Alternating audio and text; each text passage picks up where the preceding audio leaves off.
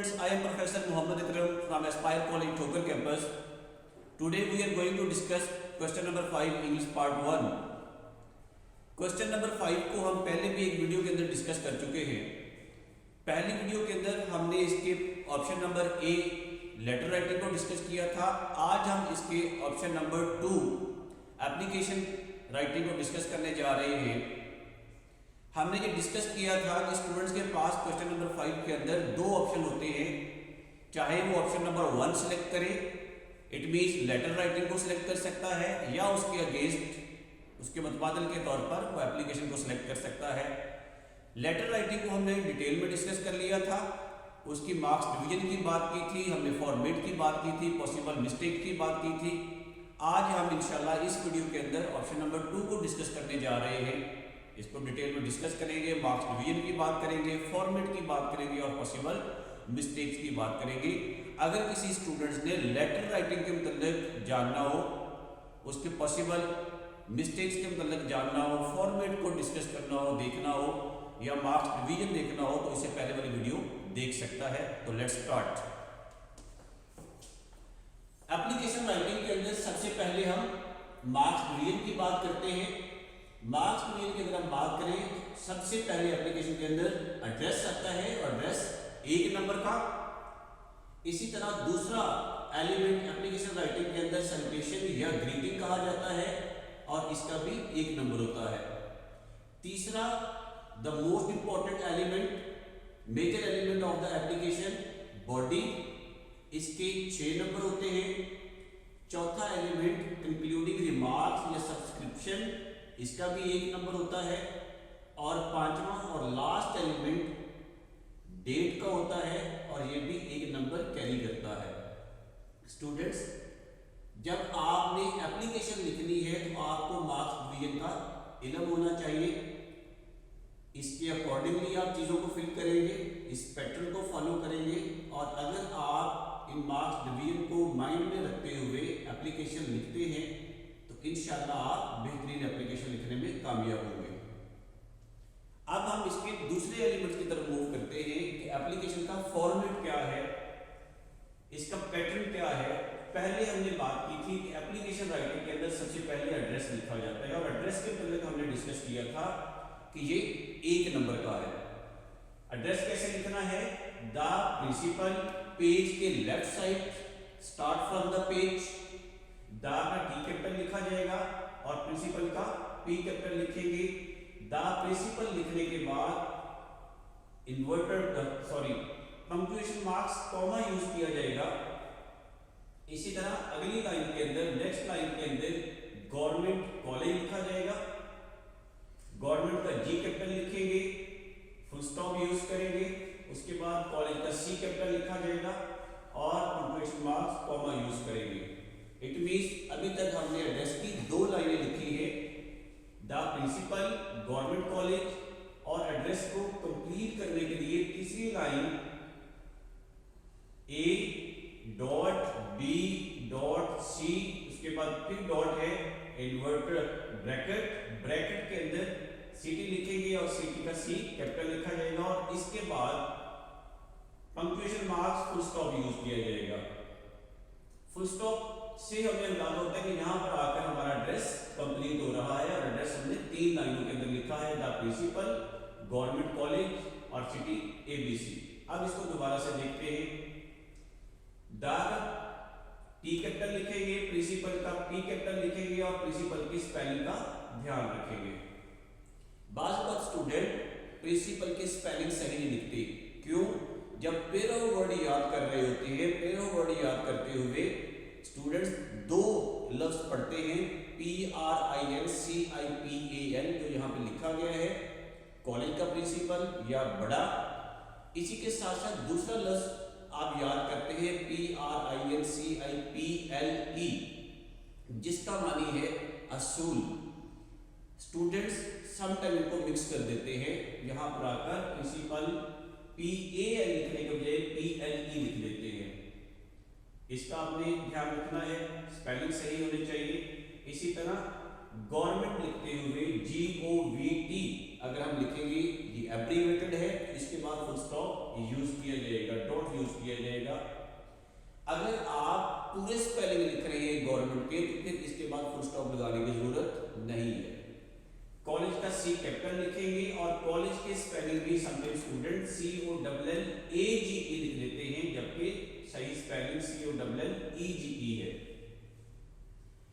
ABC के बाद full stop use करना है, सिटी को ब्रैकेट में लिखना है और C कैपिटल लिखेंगे। एड्रेस कंप्लीट करने के बाद अगला एलिमेंट सब्जेक्ट का है, और एड्रेस हमने डिस्कस किया था कि 1 नंबर का है। सब्जेक्ट की अगर हम बात करें तो जब हमने मार्क्स डिवीजन की बात की थी, मार्क्स डिवीजन के अंदर सब्जेक्ट का कोई एलिमेंट डिस्कस नहीं किया गया था, लेकिन यहां पर देखें सब्जेक्ट का जो ऑप्शन है वो मैंने लिखा हुआ है। क्या लिखना चाहिए, क्या नहीं लिखना चाहिए, क्या इसके मार्क्स हैं? याद रखिएगा स्टूडेंट्स, सब्जेक्ट ऑप्शनल है। अगर कोई स्टूडेंट एप्लीकेशन लिखते हुए सब्जेक्ट लिख देता है तो उसके कोई एक्स्ट्रा मार्क्स नहीं मिलते। अगर कोई स्टूडेंट्स एप्लीकेशन लिखते हुए सब्जेक्ट नहीं लिखता, डायरेक्ट एप्लीकेशन स्टार्ट करता है, तो उसका कोई मार्क्स माइनस नहीं किया जाता।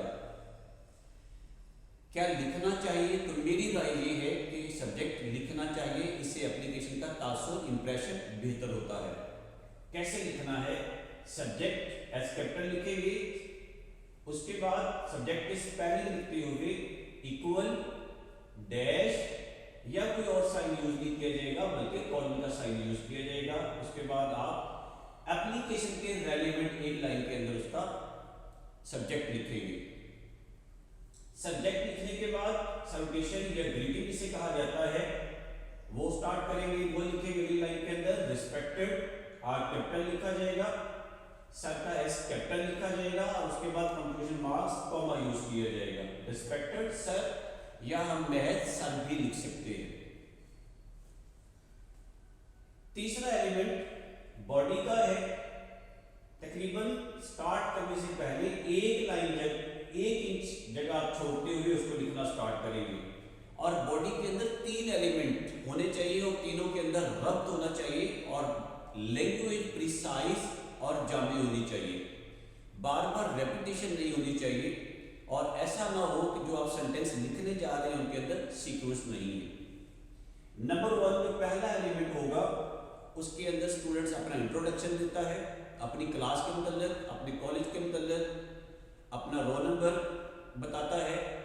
दूसरे एलिमेंट के अंदर the main element of the body, उसमें आप अपनी प्रॉब्लम को बताते हैं, आप अपने मसले को लिखते हैं, और तीसरे के अंदर उसको आप कंक्लूड करते हैं, आप उसको सॉल्व करने की उम्मीद करते हैं।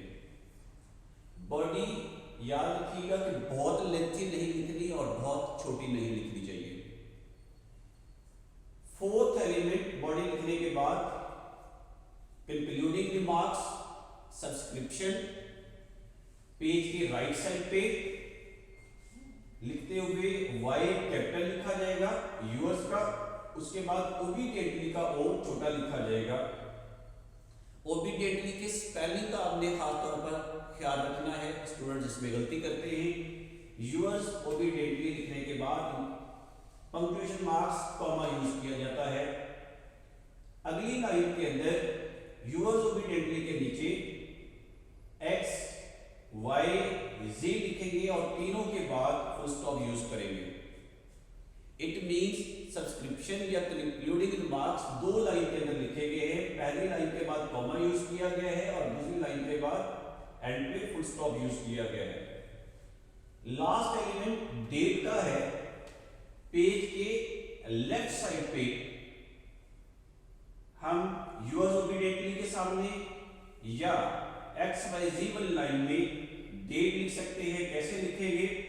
डेटेड, डी कैपिटल लिखा जाएगा। डेटेड लिखने के बाद कॉलन यूज करेंगे, उसके बाद नेम ऑफ मंथ। अब नेम ऑफ मंथ में 2 चीजें ध्यान में रखिएगा। अगर आप किसी ऐसे महीने का नाम लिख रहे हैं जिसको एब्रीविएट किया जा सकता था, यानी अक्टूबर, नवंबर, दिसंबर, जैन, फेब, अगर आप एब्रीवेट करके लिख रहे हैं तो उसके बाद फुल स्टॉप यूज किया जाएगा। अगर आप किसी ऐसे महीने का नाम लिख रहे हैं जिसको एब्रीवेट नहीं किया जा सकता, मुकम्मल नाम लिख रहे हैं, तो उसके बाद फुल स्टॉप यूज करने की जरूरत नहीं, जैसा कि मैंने भाई लिखा है। उसके बाद आप डेट लिखेंगे, उसके बाद पंक्चुएशन साइन कॉमा यूज करेंगे, उसके बाद ईयर और उसके बाद फुल स्टॉप लिखा जाएगा। मैं उम्मीद करता हूं कि आपको मार्क्स डिवीजन की समझ आ गई होगी। इसी के साथ साथ जो हमने फॉर्मेट डिस्कस किया है एप्लीकेशन लिखने का, इसकी समझ आ गई होगी। अगर आप बेहतर एप्लीकेशन लिखना चाहते हैं तो इनकी थोड़ी सी प्रैक्टिस कीजिएगा। अब हम तीसरे हिस्से की तरफ मूव करते हैं कि इसके अंदर पॉसिबल मिस्टेक्स कौन कौन सी हैं। लेट्स जी स्टूडेंट्स, जब आप एप्लीकेशन लिखते हैं तो आपको पॉसिबल मिस्टेक्स का भी पता होना चाहिए कि एक एप्लीकेशन के अंदर कौन कौन सी ऐसी मिस्टेक्स हैं जो एक स्टूडेंट कमिट कर सकता है। तो लेट्स सी, सबसे पहले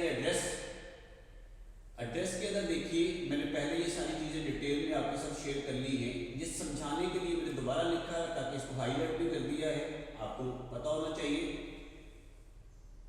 द का टी कैपिटल लिखा गया है। बाज़ कुछ स्टूडेंट्स प्रिंसिपल लिखते हुए प्रिंसिपल का पी स्मॉल लिखते हैं, ये कैपिटल आना चाहिए, इसको मैंने हाईलाइट कर दिया है। अगली बात इसके अंदर, अगली गलती स्पेलिंग की होती है, जिसको मैंने डिटेल में डिस्कस किया था। प्रिंसिपल के स्पेलिंग PAL लिखे जाएंगे, ना कि PLE। तीसरी गलती, फुल स्टॉप नहीं आएगा बल्कि इसके बाद पंक्चुएशन साइन कॉमा यूज किया जाएगा। नेक्स्ट लाइन के अंदर GOVT जब आप एब्रीविएशन लिखते हैं तो उसके बाद फुल स्टॉप आता है, कॉमा इस्तेमाल नहीं किया जाता। इसी तरह COLLEGE है कॉलेज की स्पेलिंग, COLLAGE नहीं है। कॉलेज की स्पेलिंग सही लिखने हैं और इसके बाद भी पंक्चुएशन साइन कॉमा यूज किया जाता है, फुल स्टॉप नहीं आता। तीसरी लाइन के अंदर A.B.C, B के बाद या A के बाद या C के बाद बाजू पर स्टूडेंट्स फुल स्टॉप का साइन जो यूज किया जाता है उसको मिस कर देते हैं। सिटी लिखते हुए C समटाइम्स स्मॉल लिखते हैं और इसके बाद पंक्चुएशन साइन फुल स्टॉप आना चाहिए, लेकिन स्टूडेंट गलती से इसके बाद कॉमा यूज कर देते हैं। सब्जेक्ट की अगर हम बात करें, सब्जेक्ट लिखना चाहिए, हमने इसको डिस्कस किया। सब्जेक्ट लिखने के अंदर गलती ये करते हैं, सब्जेक्ट की हेडिंग दी, उसके बाद इक्वल का साइन यूज कर देते हैं या डैश यूज करते हैं। डैश और इक्वल का साइन यूज नहीं करेंगे। रेस्पेक्टेड सर लिखते हुए सर का S समटाइम्स स्मॉल लिख देते हैं, कैपिटल आना चाहिए। इसी तरह बॉडी आप कंप्लीट करेंगे। कंक्लूडिंग रिमार्क्स के अंदर यूअर्स का समटाइम Y छोटा लिख देते हैं, कैपिटल होना चाहिए। अपॉस्ट्रोफी इस्तेमाल करने की प्रॉब्लम बहुत सारे स्टूडेंट्स को होती है। मेरे बेटा याद रखिएगा, अपॉस्ट्रोफी नाउन के साथ इस्तेमाल की जाती है, प्रोनाउन के साथ यूज नहीं की जाती, इसलिए अपॉस्ट्रोफी का इस्तेमाल नहीं करना। ओबीडिएंटली के स्पेलिंग के अंदर मिस्टेक करते हैं, समटाइम OBE जो यूज किया गया है इसको स्किप करते हैं, या D के बाद जो I यूज किया जाता है इसको स्टूडेंट्स ओमिट कर देता है। स्पेलिंग सही लिखने हैं, कॉमा यहाँ पे आना चाहिए। इसी तरह अगली लाइन के अंदर XYZ, कुछ स्टूडेंट्स ऐसा है कि वो XYZ को लाइन से नीचे गुजार देते हैं लिखते हुए, ये लाइन से नीचे नहीं जाने चाहिए, लाइन के ऊपर रहने चाहिए, क्योंकि कोई भी ऐसा लेटर नहीं है जो कैपिटल लिखा जाए और लाइन से नीचे लिखा जाए, और इनके बाद punctuation marks full stop use किया जाएगा। डेट लिखते हुए D कैपिटल लिखेंगे, उसके बाद डेटेड लिखेंगे, डेट नहीं लिखेंगे, यहाँ पे D आएगा डेटेड, जैसा कि हमने फॉर्मेट के अंदर बात किया था। इक्वल का साइन यूज नहीं करेंगे बल्कि कॉलन का साइन यूज करेंगे। कुछ स्टूडेंट्स महीने का नाम लिखते हुए उसके बाद कॉमा या फुल स्टॉप यूज कर देते हैं, ये नहीं आएगा। हाँ, अगर यहाँ पे एब्रीविएटेड लफ्ज यूज किया जा रहा है, जैसा कि हम दिसंबर लिखते हुए DE से लिख देते हैं, उसके बाद फुल स्टॉप आना लाजमी है। डेट लिखने के बाद कॉमा यूज किया जाता है, फुल स्टॉप यूज नहीं किया जाता, इसको भी जेल में रखिएगा, यहाँ पे कॉमा आएगा, इसको मैं दोबारा फिर हाईलाइट कर देता हूँ। और लास्ट पे ईयर लिखते हुए फुल स्टॉप यूज़ किया जाएगा इसको कंक्लूड करते हुए। तो मैं उम्मीद करता हूँ कि एप्लीकेशन लिखने का जो फॉर्मेट है वो आपको क्लियर होगा। हमने आज 3 एलिमेंट डिस्कस किए। नंबर 1 एप्लीकेशन मार्क्स की बात की, उनके डिवीजन की बात की कि एक एप्लीकेशन को कैसे वेटेज दी जाती है, कैसे चेक किया जाता है।